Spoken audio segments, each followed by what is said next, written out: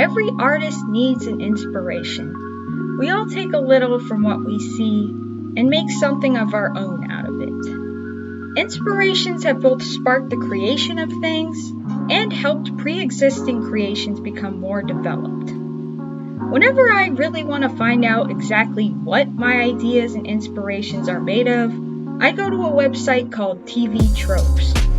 I highly recommend checking it out.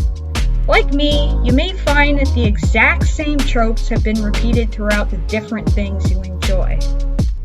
And throughout this video, I will be putting in some tropes that I think fit my characters. Now, it really is the best when you get inspired by something you enjoy. At 12, that for me was Pokemon. I've been a fan since kindergarten, and now, in my 20s, I'm still a fan. I think getting inspired by it was bound to happen. The big boost of inspiration came to me after I got my hands on Pokemon Soul Silver. Unlike with other Pokemon games, this time I wanted to make a comic based off of the story. I didn't end up doing it for very long though. It started to feel like a chore since I was attempting to do this at the same time I was playing the game, so I eventually scrapped it. Of course, I don't like to completely discard things if I see some value. The comic starred my interpretation of the rival character Silver and player characters Ethan and Lyra. I ended up taking what I had from that and developing my own characters. Gray, Takumi, and Yukimi or Fuyumi. I'm still deciding on her name. I always thought it would be interesting if a character like Silver, who's supposed to be the jerk rival, was the protagonist, and is actually more heroic than he appears. The protagonists I was used to seeing were usually very happy-go-lucky and idealistic, so I wanted to subvert that with Gray.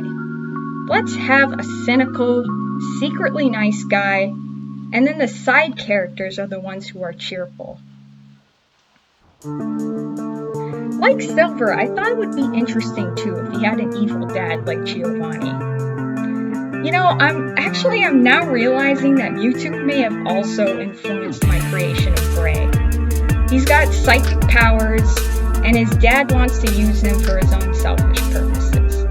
Okay, well, I mean, Giovanni isn't Mewtwo's dad, but in the anime, it is his evil organization that creates him. But I digress. Thanks to Pokemon, I branched out into making my own things. And I have to say, it's really fun when you find someone or something that reminds you of your character. Like this guy, Ryuk from Genshin Impact. Heck, even the world in this game he's from is similar to the one I'm creating. You've got 7 nations and 7 elements. I don't know what their reason for using 7 was. I'm using it because it's my favorite number. But no doubt, I'm going to be taking notes. Sometimes you may find real people that bear a resemblance to a character you're developing. Take Takumi Umi, formerly known as Tyler, as an example. He's a happy-go-lucky guy who's super nice and young at heart. Now, Takumi's parents are from the land of water and ice, which will be inspired by Japan. In further developing my world, I decided my character's name should correspond to my inspirations and have some kind of tie to the element they use. The result of that thinking was this.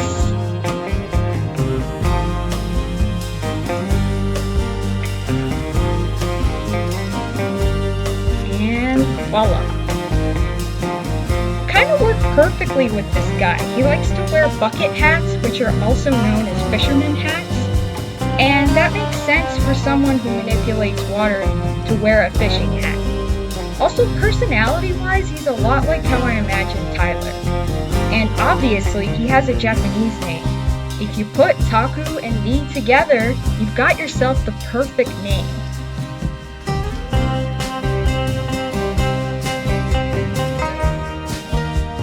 Now, Takumi has a twin sister. Originally, her name was Jane. Now I want to call her either Yukimi or Fuyumi. I'm having a hard time deciding between the two because I feel like they're both pretty good names for her. Felt like as twins, their names should kind of go together. Unlike her brother, she manipulates snow and ice. And as opposed to her brother, she's a lot more calm and pragmatic. Her design is still in the works, but I want her to have her clothes to have like a frosty Harajuku fashion look. Next, we've got Chaundra, and originally his name was Zane. He was inspired by my favorite anime character Gaara from Naruto. I really like characters who are kind but have been through hell, and you get to watch them crawl out of the hole they were put in and come out stronger in the end. I always wanted there to be a spin-off focusing on Gaara and how he runs the Sand Village and navigates having a more favorable public image. It made me think, what if I had my own character who's the leader of a country, dealing with people's misconceptions of him? Better yet, let's have his element be Earth. And since he lives in a desert kingdom, sand manipulation would be his primary fighting style. As for his name, that too had a story attached to it. During a trip to the Emirate of Abu Dhabi, my family and I ended up with the same cab driver twice. That man's name was Chaundra. I thought, wow, what a beautiful name. And when I looked up what it meant, it ended up fitting my character really well. Chaundra means of the moon or moon shining. This totally works because of his pale skin and white hair. He shines like the moon. Now, a character that helped me further develop Chaundra was this guy. I was playing Fire Emblem Three Houses, a very fun game by the way. I kept thinking how Dimitri in many ways is how I imagine Chaundra, especially how he talks and carries himself. They're both kind-hearted men who are kings and have had it rough. The way the story explored Dimitri's response to the tragedies in his life made me realize some things about my own character. I realized, like Dimitri, Chaundra would have survivor's guilt from what happened to him. He survived a tragedy that took his parents away. Also, like Dimitri, he doesn't like to kill, but is forced to. That's going to take a toll on his self-image. It definitely made me think more about his psyche and the differences in how he turns out. Unlike Gaara and Dimitri, he gets the support he needs before he reaches his breaking point. It really can't be stressed enough how important it is to have a support system, and how things can go extremely differently when you're left all alone. I want to stress in my story how important it is to support one another and be kind.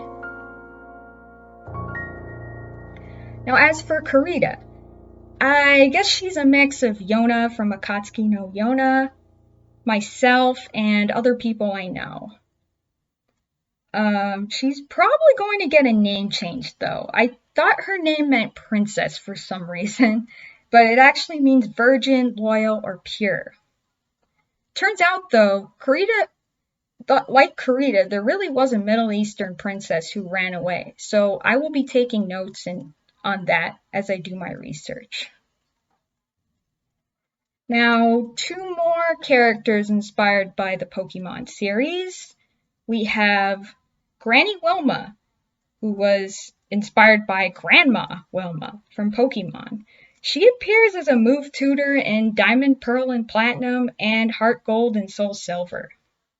The name fit well because it means protector, and she is the legal guardian of Gray. Not really that great of a caretaker, though. She gives Gray plain frozen dinners and parties with her friends a lot.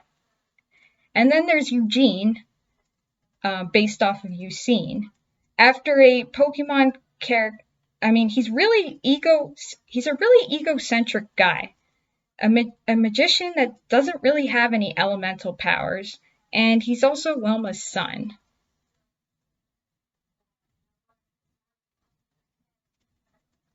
Then there's Esmerelda.